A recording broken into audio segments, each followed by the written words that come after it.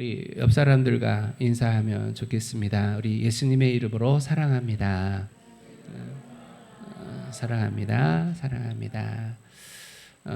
전에 했던 인사 한번 해볼까요? 당신 때문에 행복합니다.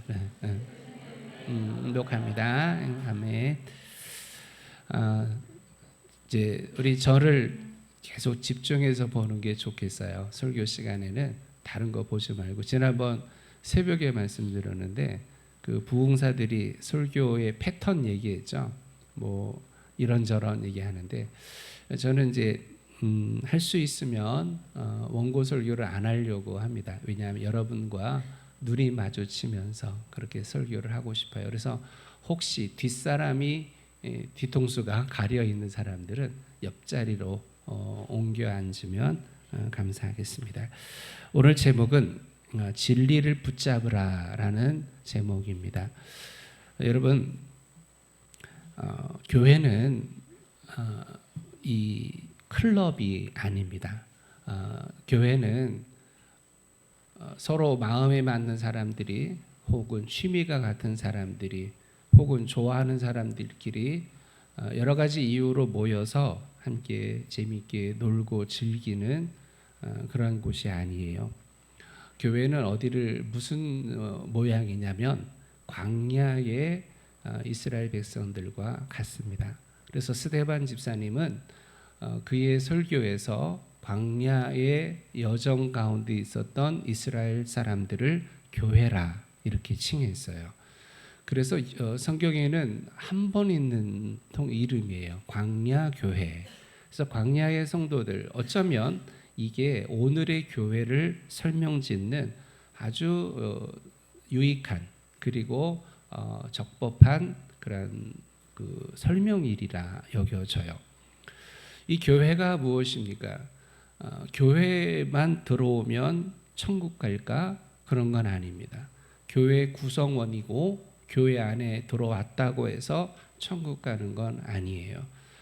마태복음 7장에 보면 주여 주여 하는 자마다 천국에 갈 자가 아니라고 했습니다. 그래서 우리가 함께 이렇게 제자교회 이름으로 모여서 예배하지만 이 교회 안에서 예배하고 이 교회에 등록이 되어지고 이 교회에 직분을 받고 해도 그것이 천국 가는 조건이나 보증이 될 수 없어요. 누가 천국에 가느냐? 누가 천국 갑니까? 누가 천국 가요? 예수님 믿는 사람이에요. 왜 이렇게 자신들이 없어요? 다시 누가 천국 갑니까? 예수님 믿는 사람이 천국 가요. 아멘입니다. 아멘. 광야 출애굽 했어요. 하나님이 모세를 중심으로 애굽에서 종살이하던 그들을 끄집어냈어요. 이거는 영적인 의미로 죄 아래 살아가는 영원히 죽을 수밖에 없는 에베소서 2장 1, 2절 말씀 속엔 이미 죄와 허물로 죽었던 상태를 얘기합니다. 여기서 하나님의 극적인 사랑, 긍휼, 은혜로 그들은 출애굽합니다. 그리고 광야를 거쳐서 그들은 가나안에 들어가게 됩니다. 그래서 가나안을 설명하는 단어가 젖과 꿀이 흐르는 땅이면서 그 약속의 땅이라고 말씀해요. 약속의 땅. 결국 가나안은 뭘 상징하겠어요? 천국을 상징하는 겁니다. 그럼 광야는 뭘까요? 우리가 살아가는 이 세상을 얘기를 하는 거죠. 광야 교회입니다. 천국 들어가서부터는 교회라 하지 않아요. 천국은 영원히 하나님과 함께 하나님을 찬양하는, 하나님을 예배하는 곳이지 우리가 천국 교회라는 성경은 없어요. 굳이 한다면 뭐 할 수 있겠지만 광야가 교회입니다. 그런데 광야를 살아가는 성도들이 어떻게 살아가야 할까요?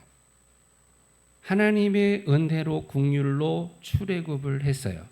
우리 표현으로 한다면 이런 방식 저런 이유 저렇게 우리가 예배 자리로 또 교인으로 등록하게 됐어요. 이제 이후로 우리는 천국 가는 날까지 살아야 돼요. 개인적으로는 죽을 때까지, 우리의 호흡이 멈추는 날까지 천국을 바라보면서 천국을 향해 가는 순례자로 살아가야 되고요. 만약에 우리가 살아있을 때 예수님이 재림하신다면 우리가 오늘 그 시점에 가지고 있었던 믿음대로 우리는 구원을 받을 거예요. 그런데 교회는 구원이 아니라고 그랬어요. 교회가 교회에 등록하고 교회인으로 올라와 있다고 구원받는 게 아니라고 했어요. 왜냐? 광야를 보니까 그래요. 광야 출애굽할 때 몇 명이 나오게 되냐면 20세 이상 칼을 뽑을 수 있는, 전쟁을 할 수 있는 사람이 60여만 명이라고 했어요. 그러니까 딱 60만 명은 아니고 60여만 명이에요. 그런데 60여만 명이 출애굽했어요. 하나님의 은혜로, 하나님의 긍휼하심으로. 그리고 스데반 집사는 그들이 홍해를 건넜다고 했어요. 홍해를 건넌 것을 세례받은 것으로 설명을 하고 있습니다. 그런 다 세례교인이에요. 오늘로 얘기한다면 그들은 만나를 먹어요. 하나님의 긍휼과 자비와 하나님의 도우심과 그 은혜를 입어요. 하나님이 그들에게 구름 기둥, 불 기둥으로 보내셔서 그들을 인도해 주세요. 철저하게 하나님 백성으로 이제 사는 은혜를 입었어요. 그러면 그들이 가나안에 가기까지 그들은 어떻게 살아야 될까요? 가나안에 갈 때까지 내가 하나님 백성임을 잊어버리면 안 돼요. 두 번째, 하나님의 백성의 특징은 철저하게 하나님의 말씀에만 순종하는 사람들이에요. 하나님을 믿는 백성임을 자각하고 하나님 믿는 사람답게 하나님 말씀에 전적으로 순종하며 그렇게 매일매일을 살아가는 거예요. 광야가 어렵습니다. 거기는 땅도 어려워요. 거기는 걷는 것 자체가 어려워요.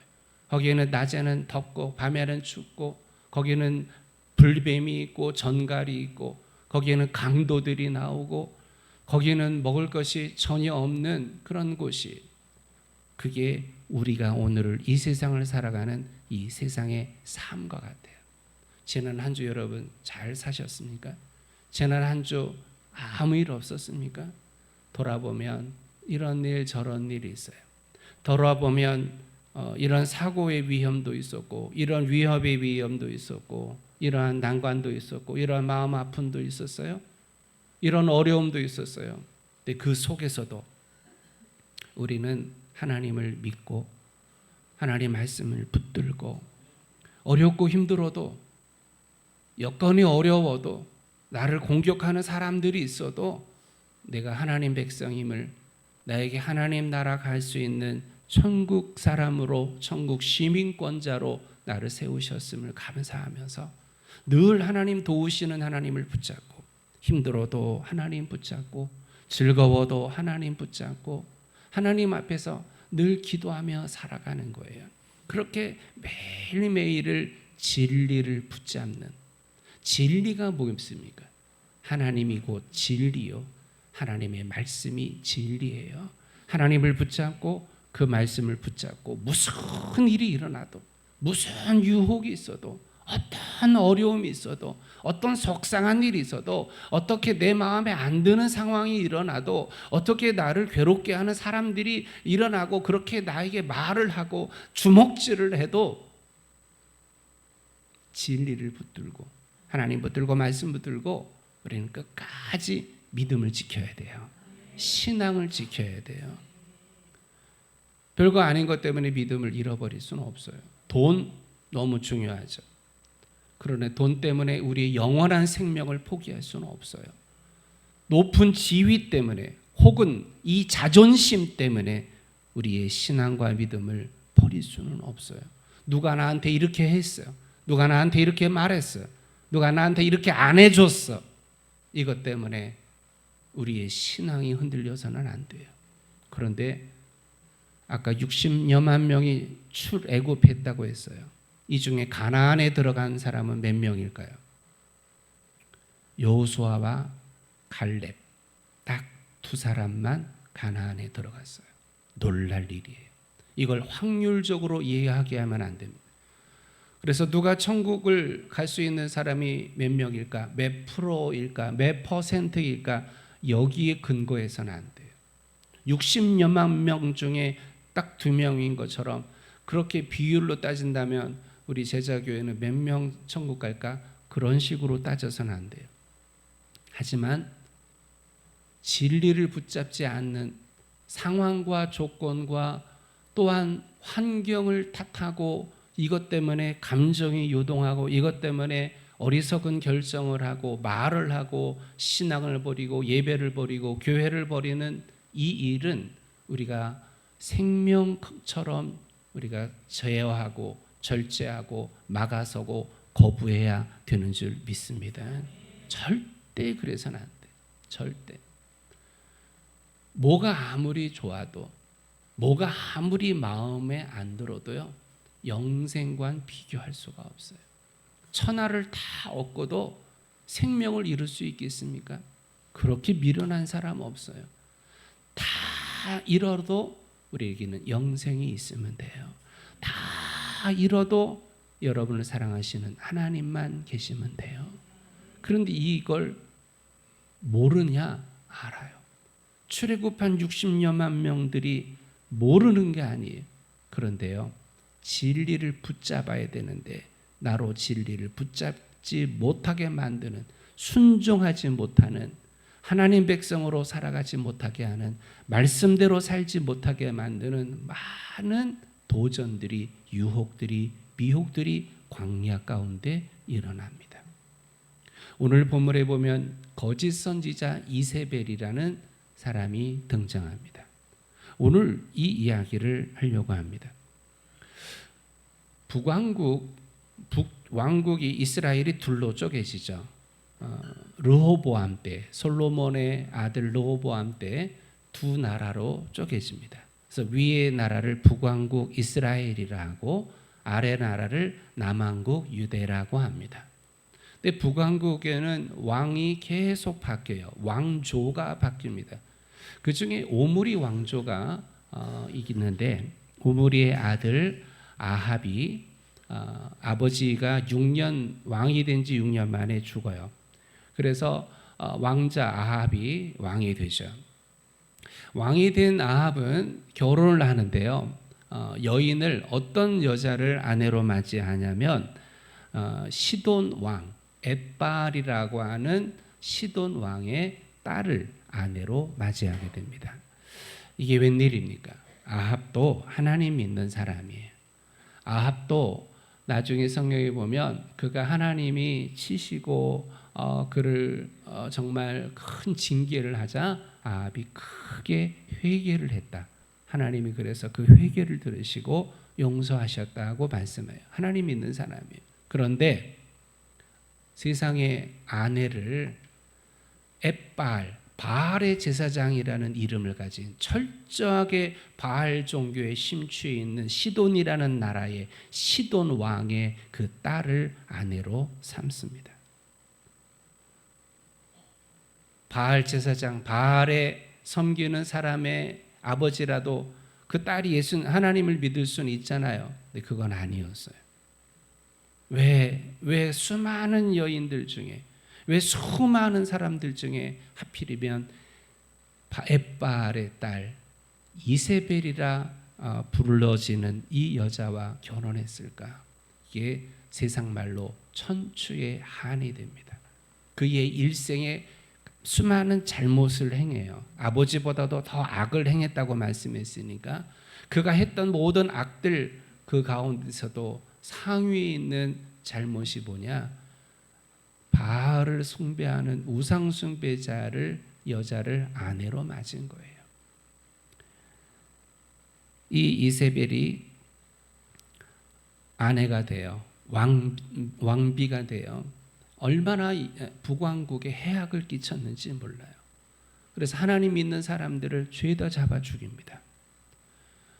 거짓과 악을 행하고요. 바알 제사장을 일어나게 하고 바알 제단을 사방에다 쌓고 이스라엘을 바알의 나라로 만들어 버려요. 이때 활동했던 사람이 누구냐? 엘리야 선지자입니다. 엘리야 선지자가 하나님께 탄식합니다. 하나님, 저 이세벨이 하나님의 사람들을 다 죽였습니다. 나만 혼자 남았습니다. 그런데요, 아니었어요. 그 서슬퍼런 박해와 탄압 가운데 오바댜라고 하는 사람이 있었는데 왕의 밑에서 일하는 신하였죠. 아합의 신하였는데요, 하나님을 잘 믿는 경건한 사람이었어요. 이 사람이 하나님의 사람 100명을 숨겨둬요. 100명을 먹이고 안전하게 지켜주는 오바댜의 이야기가 기록되어 있죠. 여러분, 이 시대에 우리가 이런 사람이 되자, 저런 사람이 되자, 이런 인물을 담자, 이런 저런 말을 할 수 있는데요, 여기 오바댜 같은 인물들이 꼭 되시기를 바라요. 오바댜 같은 인물, 저 이세벨의 어마어마한 박해와 탄압과 죽임 속에서도 생명을 걸고 하나님의 사람 100명을 숨겨주고 먹여주고 입혀주고 보호해주는 게 이게 얼마나 어려운 일이에요. 한두 명도 아니고 100명이나 생명 걸고 하나님을 두려워하며 생명 걸고 하나님의 나라를 지켜가는 오바댜 같은 인물들이 되기를 주의 이름으로 축원합니다. 이 시대에 밝히 빛나는 사람 오바댜가 되기 다시 한번 축원합니다. 그 유명한 갈멜산 전투를 우리가 기억을 해요. 이 이세벨이 너무 악해요. 이세벨이 얼마나 강력한지 갈멜산에서 기도의 응답을 통해 엄청난 승리를 거두었지만 이세벨이 엘리야를 죽이려고 선포하며 군대를 불어 찾는다는 소식을 듣자 엘리야 선지자, 그 엄청난 기도의 사람, 그 어마어마한 능력의 사람도요 낙심이 돼버려요. 그래서 물도 먹을 것도 하나도 준비하지 아니하고 그냥 광야로 하룻길을 그냥 터벅터벅 들어가서 더 이상 걸을 수 없을 때 로뎀나무 아래 그늘 아래 턱 앉습니다. 죽겠다는 거죠. 이게 자살이에요. 다른 게 자살이 아니라 그냥 자기 손으로 생명 끊는 게 아니라 이게 물도 양식도 가져가지 않고 광야로 들어가서 힘이 빠질 때까지 걸어서 앉으니까 죽겠다는 거죠. 그 원흉이 이세벨이죠. 하나님은 물론 거기서 엘리야 선지자를 살리시고 다시 사명을 감당해야 하시는데 이렇게 이세벨이 악독한 거예요. 아합과 이세벨 사이에서 태어난 아달랴라고 하는 딸이 있는데 이 딸은 또 세상에 신기하죠. 유다 왕가의 며느리가 돼요. 그런 여자를 어떻게 며느리로 받는지 이것도 도통 이해가 안 돼요. 아달랴나 무슨 일을 했습니까? 남편이 죽고 아들이 왕이 됐는데 아들도 금방 1년 만에 죽어요.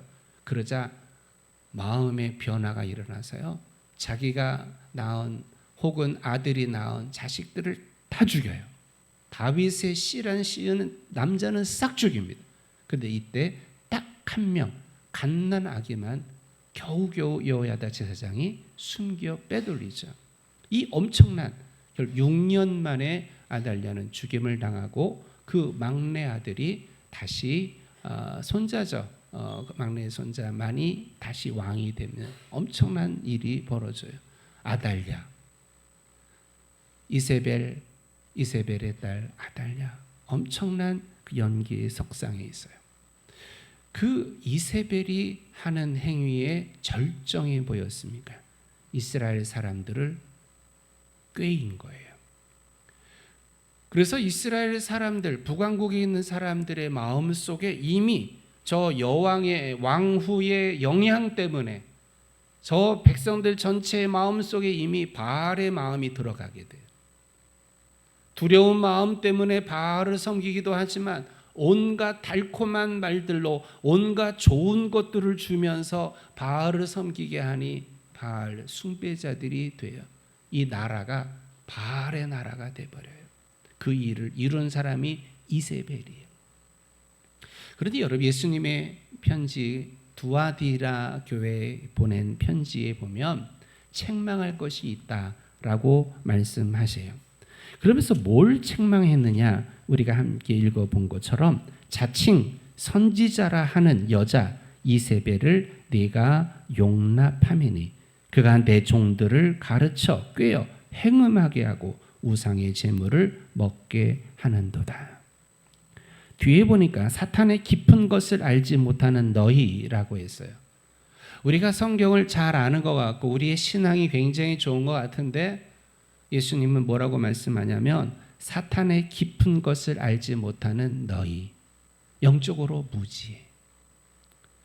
깨어 기도하고 사탄의 그 은밀한 수작을 분별할 수 있어야 되는데, 그래서 성령님이 나누어 주시는 은사들이 쭉 있어요. 방언도 있고 통역도 있고 예언도 있고 병 고치는 은사도 있고, 그 중에 하나가 뭐겠습니까? 영들 분별함의 은사가 있어요.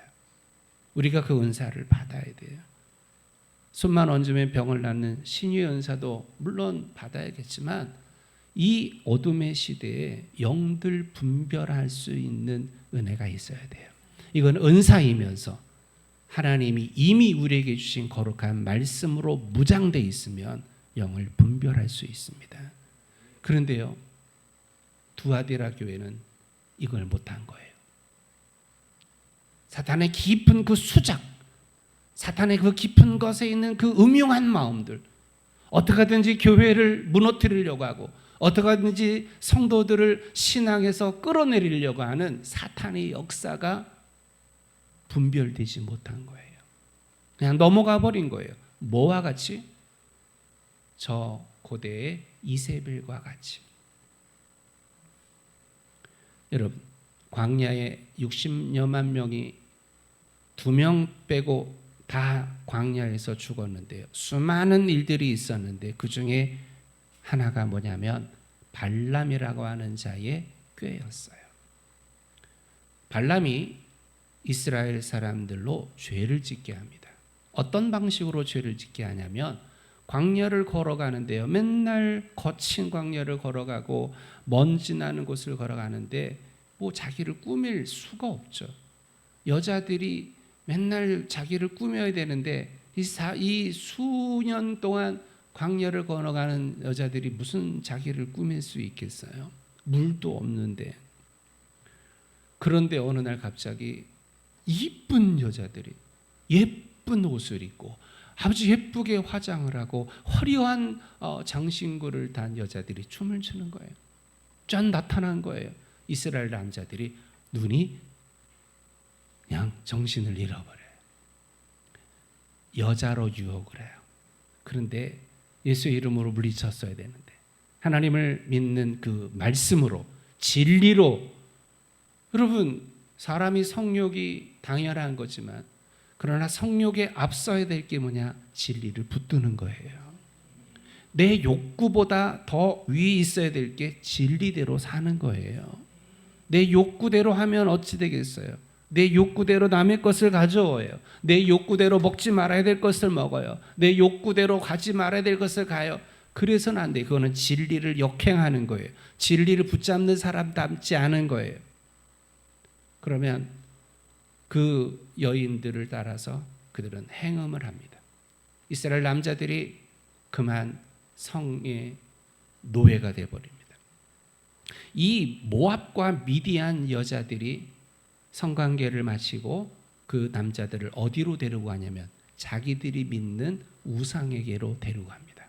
그래서 그 우상에게 나 사랑해? 나 좋아? 뭐 별 얘기를 다 했겠죠. 내가 원하는 거 좀 해줘. 나 기쁘게 해줘. 그게 뭐냐면 내가 믿는 이 신에게 절하는 거야. 절을 합니다. 함께 우상 제물을 먹습니다. 하나님의 진노가 임하여서 2만 명이 넘는 사람이 죽임을 당해요. 이 이세벨과 같은 여자들이 바로 이 시딤이라는 장소에서 일어난 사건이죠. 이세벨, 거짓 선지자 이세벨은 어떤 가르침을 했을까? 성경에 기록되어 있지 않지만 그 당시에 영지주의가 가장 판을 쳤어요. 영지주의는 뭐냐면 예수님이 육신으로 임한 게 아니라 영으로 임했다는 거예요. 그래서 이 사람들 말은 구원에 이르기 위해서는 신비한 지식을 가져야 돼. 영지라는 뜻이 그런 거예요. 신비한 지식을 너희는 가져야 돼. 그냥 너희가 알고 있는 이 성경만 이거 갖고 안 돼. 새로운 지식, 새로운 세계에 대한 눈을 떠야 돼. 혹하게 되죠. 오늘날 현대의 많은 사람들, 목사님들 설교가 유튜브에 수없이 쏟아져 나옵니다. 그런데 그 사람들에게 이목을 끌기 위해서는, 성도들에게 이목을 끌고 관심을 얻고 잘하는 훌륭한 설교자가 되기 위한 유혹을 받는데, 그게 뭐냐면 성경의 맨 가상자리 혹은 성경을 벗어난 이야기들을 하는 거예요. 사람들은 새로운 거를 좋아하거든요. 사도 바울이 아테네에 갔을 때 한 말이 있었어요. 너희는 이 신을 섬기는 마음이 특별하구나. 근데 그들은 매일매일 뭘 추구하냐면 새로운 신이 없나? 새로운 사상이 없나? 새로운 이야기 없나? 맨날 그것을 찾는다는 거예요. 똑같아요. 현대의 성도들도요. 새로운 설교를 찾습니다. 새로운 설교를 자꾸 추앙합니다. 그래서 평상시에 듣지 못했던 설교를 들으려고 혈안이 되어 있습니다. 그리고 그런 설교하는 분들을 아주 훌륭한 설교자라고 말합니다. 새로운 설교하는 게 틀리다는 건 아닌데 진리에서 벗어나니까 문제죠. 하나님의 뜻이 아닌 것을 설교하니까 문제죠. 어쨌든 이세벨은 새로운 것을 가르쳐 줍니다. 그러면서 그 이세벨 거짓 선지자로 말하는, 자칭 선지자 말하는 이세벨의 가르침 속에는 뭐든지 해봐. 우리가 17일 날 이 내용으로 말씀을 함께 나누려고 그래요. 뭐든지 해봐. 세속합니다. 다 해봐. 그래, 네가 세상에 들어가야 세상 사람들을 알지. 네가 세상 사람들이 하는 걸 너도 해야 세상 사람들의 고충을 알고 마음을 알지. 그래야 그들을 전도하지. 이 세속화예요. 시작은 멋진 것 같은데 결론은 전도하려고 세속화됐는데 내가 세속화돼 버리는 게 이게 문제죠. 에큐메니컬 운동이 결국 망하는 이유가 진리를 가지고 세상에 들어갔는데 자기가 세상 사람이 돼 버리는 거예요. 진리를 붙잡지 않고 버리게 되니까 이게 문제가 된 거죠. 그 방법이 하나가 이세벨, 사탄의 역사죠. 사탄이 쓰는 도구죠. 그게 성적인 부부를 가지고 나옵니다. 저 시딤에서 이스라엘 백성들을 유혹했던 것처럼 이제 이세벨은 두아디라 성도들에게 성 경험을 하게 합니다. 그래서 난잡한 성적인 일들이 막 벌어지게 돼요. 이게 죄가 아니라고 얘기합니다. 이거 경험해도 괜찮다고 합니다. 이미 너희는 구원받았으니 이거 다 문제가 없다고 얘기합니다. 두아디라 성도들이 행음에 빠지게 됩니다. 결국 예수님은 회개하라고 말합니다. 책망하라고 말씀합니다. 돌이키지 않으면, 회개하지 않으면 내 입에서 나오는 검이 너희를 죽이리라 말씀합니다. 예수님의 대적자가 됩니다. 이 엄청난 일을 벌이게 되죠. 오늘 시간이 얼마 남지 않아서, 그럼 오늘 현대에 우리들에게 이세벨이 있습니다. 우리의 진리를 붙잡지 못하게 만드는, 말씀대로 살지 못하게 만드는, 하나님 백성으로서 하나님의 말씀을 붙들고 저 순례 여행을 하면서 천국까지 우리는 그 길을 걸어가야 되는 우리로 하여금 광야의 사람들처럼 진리를 붙잡지 못하게 만들고 미혹하여 우리를 넘어지게 만드는 사탄의 역사들이 수없이 지금도 있습니다. 이게 성적인 부분으로도 나타나지만 특히 진리의 문제로 나타납니다. 우리는 마더라는 이름이 붙여진 테레사를 알고 있어요. 이 사람은 노벨 평화상을 받은 너무 유명한 사람이고 전 세계 많은 사람들에게 존경받는 여인이죠. 수녀이죠. 그런데 이 여인이 한 말을 제가 읽어보겠습니다. 사람들이 우리의 행동으로 더 나은 힌두, 더 나은 무슬림, 더 나은 불교도가 될 수 있습니다. 당신의 마음속에 있는 그 신을 받아들여야 합니다. 만물이 하나님입니다. 불교도, 힌두교도, 크리스찬 등등 모두는 같은 하나님에게로 이릅니다. 불교도도 하나님, 불교도가 믿는 그것도 하나님, 무슬림이 믿는 그것도 하나님, 하나님을 각각이 종교대로 믿기 때문에 그들도 하나님에게 이른다, 구원받는다는 거예요. 그는 말합니다. 우리가 어떤 종교를 가졌든 상관없습니다. 우리 모두는 하나님의 창조물이고 그분의 자녀입니다. 놀라운 일이죠. 놀라운 일이죠. 제7차 세계 종교회의에 프란체스코 교황과 모하메드 빈 자예드 무슬림 종교 지도자들이 만든 인간 친목회에서 하나의 결정을 합니다. 우리는 피부색, 성별, 인종, 문화의 차이에 대한 다원주의가 창조에 있어서의 하나님의 지혜의 표현이라는 것에 주목한다. 종교적 다양성은 신에 의해 허용되며 따라서 특정 종교와 종교적 교리에 대한 어떠한 강요도 용납될 수 없다. 그래서 새로운 단어를 만듭니다. 크리슬람. 크리슬람. 크리스찬도 아니고 이슬람도 아니고 이 두 개를 섞은 새로운 용어 크리슬람. 그들은 세계 종교 본부를 건축하고 있어요. 세 개의 건물을 짓는데 하나는 기독교인, 하나는 유대교를 상징하는, 하나는 모슬렘을 상징하는 이 세 개의 거대한 건물을 짓고 있습니다. WCC 얘기를 안 할 수가 없어요. 여기는 여러 많은 나중에 설명을 할 텐데 17일 날 오시면 설명을 들을 수 있습니다. 이 크리스찬들의 전 세계에 흩어져 있는 교단과 교단을 초월한 하나됨, 에큐메니컬이라는 이름으로 WCC가 만들어져요. 여기서 통합과 합동이라는 두 교단으로 나눠지게 되는 결정적인 이유가 WCC입니다. 그럼 이 WCC의 그 성격은 처음의 생각과 달리 점점점 변질되게 되죠. 이제 1990년 종교 간의 대화위원회에서 바르 선언문이 발표됩니다. 우리는 구원을 예수 그리스도에 대한 명시적이고 인격적인 헌신에만 국한되는 신학을 넘어설 필요를 느낀다. 구원의 신비는 여러 다양한 방식으로 표현되고 전달된다. 그리스도의 울타리 밖에 있는 사람들에게도 우리가 이해할 수 없는 방식으로 구원이 주어질 수 있다. 우리는 오직 예수님만 믿습니다. 우리는 오직 예수님만 믿어야 구원받는 줄 확신합니다. 우리의 구원은 오직 예수밖에 없어요. 예수 외에 다른 구원이 없어요. 그런데 그들은 예수 외에도 구원이 있다고 말하고 타 종교를 구원의 방식으로 인정하고 있어요. 1991년 호주 캔버라 대회 한국 대표 정현경 교수가 초혼제를 치르게 됩니다. 그런 나중에 이러한 발표를 해요. 성서는 사실이 아니라 하나님에 대한 연애 편지다. 성경은 사실이 아니라 인간이 만들어낸 이야기다. 기가 막힌 일이죠.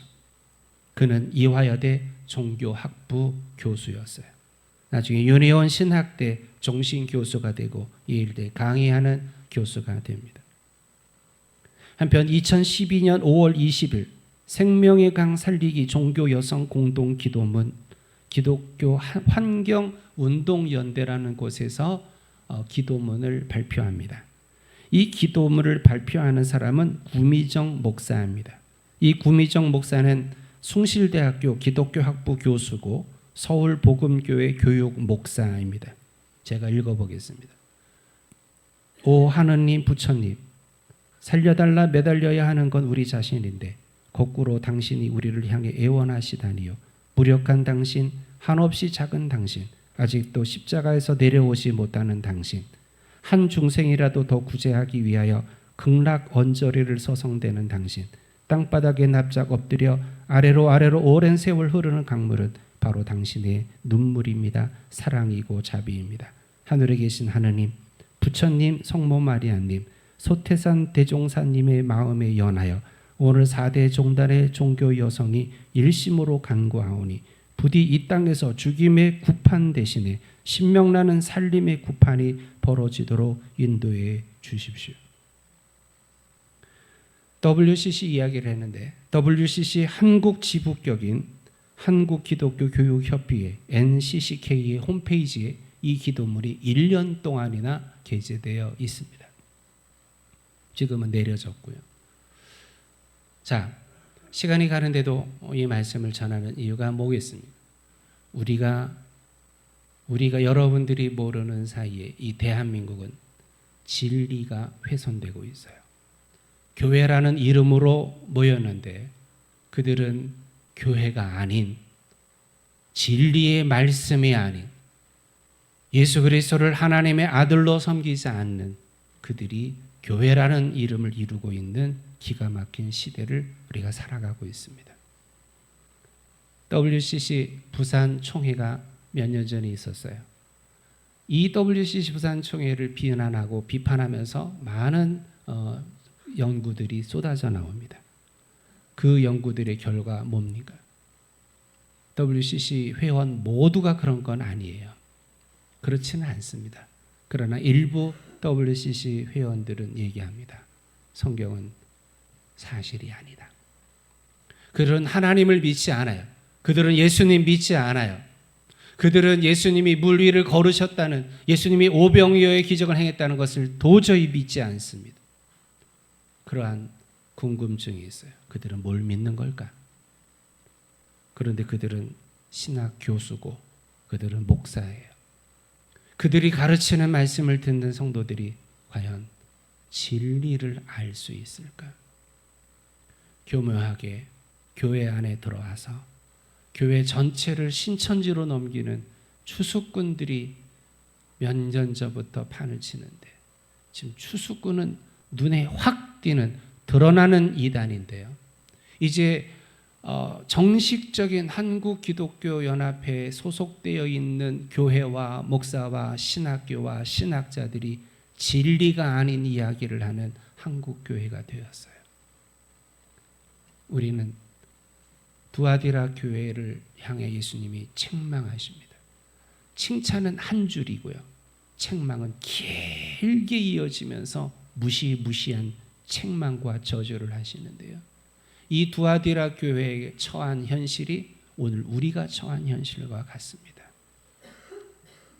당연하게 생각하지만 당연하게 않는 수많은 비진리가, 우리는 진리를 붙잡고 천국까지 가야 되는 사람들인데 우리의 진리가, 붙잡을 진리가 없어요. 붙잡을 십자가가 없어요. 붙잡을 예수가 없어요. 세상에 가장 불쌍한 사람이 누굴까? 그런 교회 다니는 성도죠.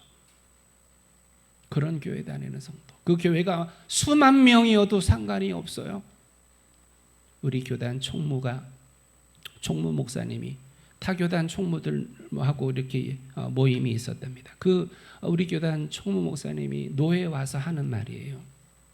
목사님들 지금이 어떤지 아십니까? 옆에 있었던 어느 모 교단 총무가 하는 말이, 목사님 아직도 예수님이 물 위를 걷는 거 믿으세요? 아유 참, 시기가 어떤 시대인데. 지금 우리는 이런 시대를 살아간단 말이에요. 교회라고 다 교회가 아니에요. 목사라고 다 목사가 아니에요. 오늘 예수님이 우리에게 두아디라 교회를 향한 편지에 이런 말씀을 주셔서요. 뭐라고 말씀하십니까? 다만 너희에게 있는 것을 내가 올 때까지 굳게 잡으라.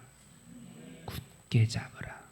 예수님 오시는 날까지, 네가 예수님 앞에 서는 날까지 진리를 잡으라. 진리를 붙잡지 못하게, 진리가 뭐라 그랬어요? 하나님이요, 하나님의 말씀이요, 하나님의 말씀대로 순종하여 사는 것이라 그랬어요. 이 진리를 붙잡고 살아가는 게 마땅한 성도의 모습이에요. 교인의 삶이에요. 그런데 마귀는요, 진리를 붙잡지 않게 만듭니다. 진리가 아닌 다른 것을 추정하게 만들어요. 하나님의 말씀에 순종하지 않게 만들어요. 하나님의 말씀에 순종하지 않게 만드는 여러 도구가 있는데 이세벨처럼 음란을 사용할 수도 있고요. 이 WCC나 이큐메니컬 운동처럼 비진리를 사용할 수 있고요. 그리고 거대 교회가 주창하는 것일 수 있고요. 아니면 교회 안에 매우 지엽적인 그러한 여러 가지 것들을 이유로 되어서 예배를 방해하고 예배를 거부하고 그리고 말씀으로 살아가는 것을 거부하는 일들이 이게 사탄이 하는 모든 역사들이에요. 우리는 오늘도 기도해야 됩니다. 진리를 붙들어야 돼요. 진리에서 벗어나면 안 됩니다. 오직 이 일은 성령님의 은혜 가운데 되어질 줄 믿습니다. 우리 자리에서 일어나서 우리 함께 오소서 진리의 성령님. 부흥이라는 부제가 잡혀 있지만 사실 부흥보다 오늘 말씀처럼 주여 진리를 붙드는 은혜를 주세요.